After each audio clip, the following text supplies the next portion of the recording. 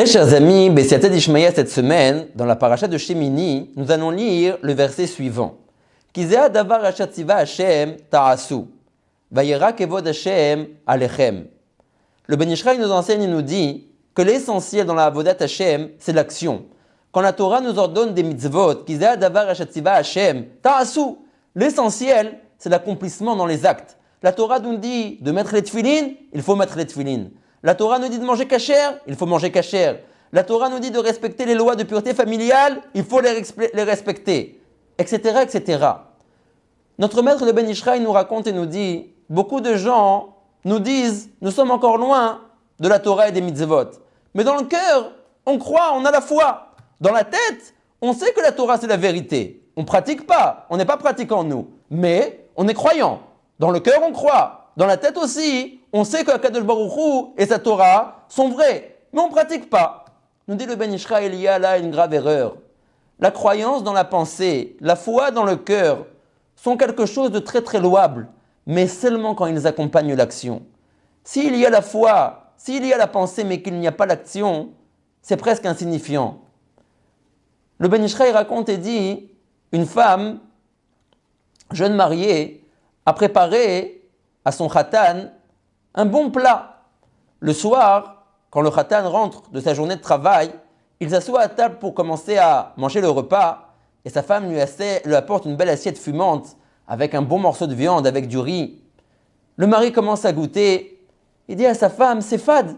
Ça manque de sel, ça manque de poivre, ça manque d'épices. C'est très très fade. Tov, le lendemain, la Kala lui dit, si tu aimes les épices, ne t'en fais pas. Ce soir, je m'occupe de tout. Et elle s'affaire à la cuisine. Elle commence à prendre une casserole. Elle met de l'eau chaude à l'intérieur. Elle met du sel, du poivre, du paprika, du cumin, toutes sortes d'épices. Mais sans viande, sans riz, sans pommes de terre. Rien, que des épices. Quand le mari arrive le soir, elle lui amène la casserole à table. Il commence à chercher. Il commence à remuer dans la casserole. Il ne trouve rien. Il n'y a pas de viande. Il n'y a pas de riz. Pas de pommes de terre. Pas de pâtes. Rien. Vide. Que de l'eau avec des épices. Il dit à sa femme, c'est quoi ça? Elle lui a dit, mais c'est toi hier qui m'a dit que tu mets des épices. L'homme lui dit, je vais t'expliquer. Les épices, c'est en fin de compte un accompagnement.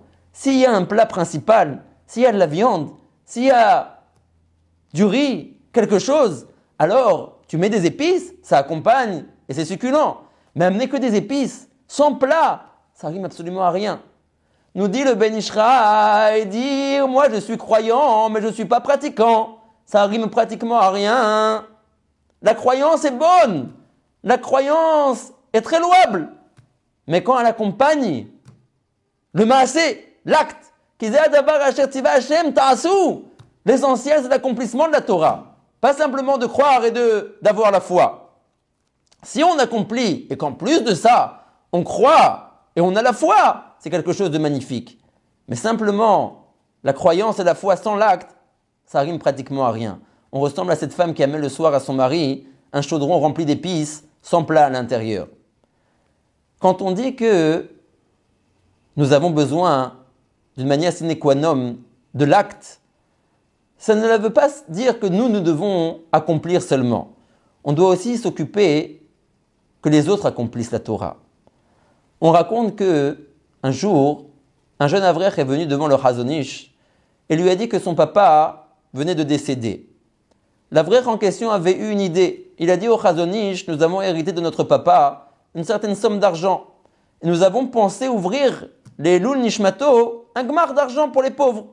Chaque personne qui est nécessiteuse peut venir emprunter une certaine somme et comme ça, nous allons faire un chesed aux gens, les Lul Nishma de notre papa.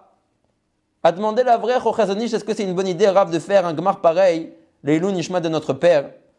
Le Chazon Ish lui a dit, regarde, ça peut être une bonne idée, mais moi je pense que j'en ai une meilleure. Le Chazon Ish lui a dit, tu sais ce que tu vas faire?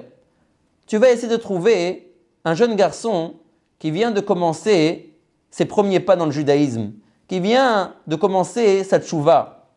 Et bien évidemment, comme il est à ses débuts, il a pour l'instant beaucoup de manquements. Il lui manque des connaissances dans les halachot, il lui manque des connaissances dans les mishnayot, dans les versets de la Torah, dans la Gemara, etc., etc. Tu vas fixer un temps d'après tes possibilités, une fois par jour, une fois tous les 2 jours, une fois par semaine, une fois toutes les 2 semaines. Et tu vas commencer à étudier avec lui. Et tout ça, tu vas le faire, les Nishma de ton père. Chaque fois que tu auras ta gviout, ton temps précis où tu étudies avec ce jeune garçon, tu vas le faire, les Nishma de ton papa.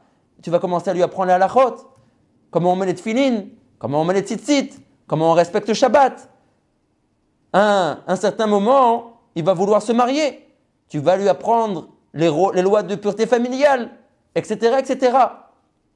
Et qu'est-ce qui va se passer quand il va en fin de compte fonder son foyer et lui-même avoir des enfants? Qu'est-ce qu'il va faire avec ses enfants? Il va leur apprendre la Torah.